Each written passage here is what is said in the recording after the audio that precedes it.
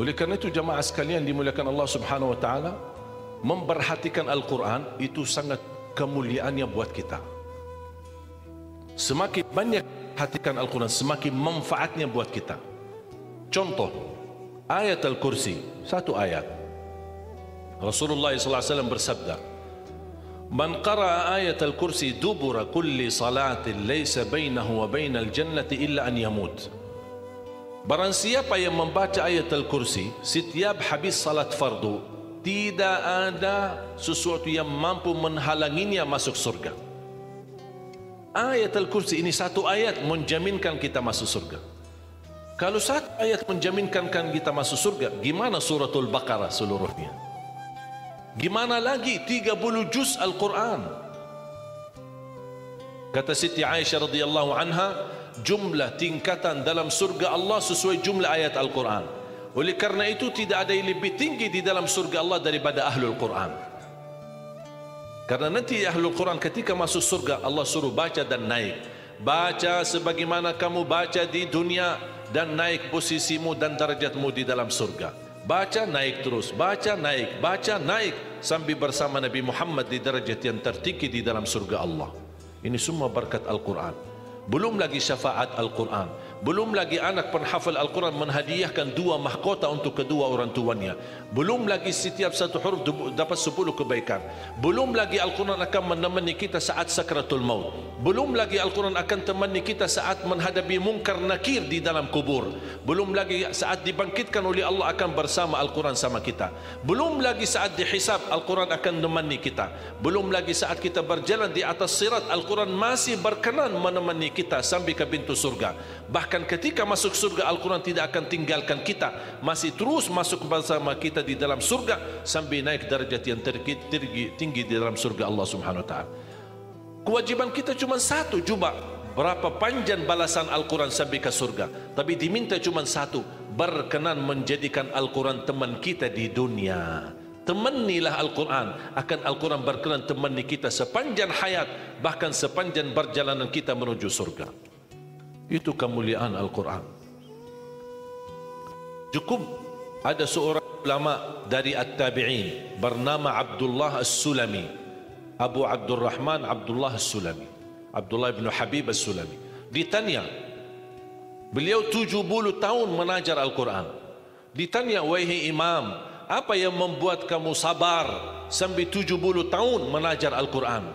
Kata beliau, yang membuat aku sabar dan minat menjaga keistiqomahan, bersabda Rasulullah sallallahu alaihi wasallam, khairukum man ta'allama al-Qur'ana wa 'allamah, sebaik-baik manusia yang mempelajari Al-Quran dan mengajarnya. Itulah ingin saya menjadi orang yang baik bagi manusia, sebagaimana bersabda Rasul, itulah yang membuat saya sabar dalam mempelajari dan mengajar Al-Quran. Siapa yang tidak mau jadi manusia yang terbaik menurut Rasulullah sallallahu alaihi wasallam? Itulah bersama Al-Quran. Mohon maaf, siapa Ali Jabir? Hamba yang biasa, banyak kekurangannya. Yang Allah anugerahkan kemuliaan bukan karena siapa-siapa, tapi karena Al-Quran. Dihormati, didepankan, dan semua orang penghafal Al-Quran, berapapun usianya, dihormati, didepankan, dimuliakan. Semua berkeinginan bisa bersalaman. Kita melihat dan menonton acara Hafiz Indonesia, jangankan anak-anak, bahkan yang cacat luar biasa Allah tunjukkan bagaimana kelebihan Al-Quran. Yang buta bisa hafal Al-Quran, yang lumpuh badannya dan jasadnya seperti alana yang tidak bisa jalan hafal Al-Quran. Naja yang luar biasa dahsyat, otaknya terganggu tapi bisa hafal Al-Quran. Dia tidak bisa baca, kasih Al-Quran suruh baca, dia tidak bisa baca. Tapi ditanya tes hafalannya, hafal. Berapa ayatnya? Hafal. Nomor berapa? Hafal. Kanan kiri hafal, atas bawah hafal. Allah menunjukkan kepada kita, Allah tidak akan melepaskan Al-Quran menjadi jaminan ditolong. Inna nahnu nazzalna dzikra wa inna lahu lahafizun. Kami telah menurunkan Al-Quran dan kami akan menjaganya. Di antara terjaga Al-Quran secara fisik, terjaga Al-Quran secara tulisan, terjaga Al-Quran secara suara, dan terjaga ahlul Quran, para penghafal Al-Quran. Oleh kerana itu jamaah sekalian, selalu saya mendorong masyarakat, kalau kaum muslimin muslimat di Indonesia merasa dirinya gagal menjadi penghafal Al-Quran, jangan putus asa. Tetap masih anda bisa menjadi ahlul Quran. Ayo kita lipatkan diri kita melalui yang jadi saham atau saksi baik bagi kita di hadapan Allah, melalui infak kita, sedekah kita, zakat kita, wakaf kita, apa saja, supaya kita datang di hadapan Allah. Ya Allah, mohon maaf, saya belum bisa hafal Al-Quran, tapi hartaku menjadi saksi untuk membantu dan menolong Al-Quran dan binaan Al-Quran. Insya Allah termasuk ahlul Quran dan mendapatkan syafaatnya Al-Quran di hari kiamat, dan amalan itu menjadi sedekah jariah yang menalirkan pahalanya sampai hari kiamat. Semua harus bisa berjuang. Tidak boleh ada orang berkata saya tidak bisa, tidak bisa hafal. Insya Allah anakmu bisa hafal. Kalau anakmu belum bisa hafal, insya Allah cucumu bisa hafal. Kalau itu pun tidak berhasil, insya Allah saham walaupun sedikit seikhlasnya bisa menjadi saksi baik. Infaknya, sedekahnya, ikhlasnya, zakatnya, wakafnya, semua bisa menjadi saksi baik. Karena kita mendapatkan sebuah kemuliaan Al-Quran. Al-Quran kitab suci yang tidak ada keraguan di dalamnya. Sayang sekali kita bisa kehabisan berhari-hari tidak baca Al-Quran. Saya harap insya Allah mulai hari ini kita komitmen untuk khatam Al-Quran. Siap? Masih menunggu cara mudah untuk khatam? Saya kasih cara mudah. Ini kan Quran seperti Quran Madinah, ya, modelnya seperti ini halamannya. Sekarang sudah banyak di Indonesia, seperti Quran Syamil atau Quran ini sudah mulai seperti ini, Quran Madinah, ya.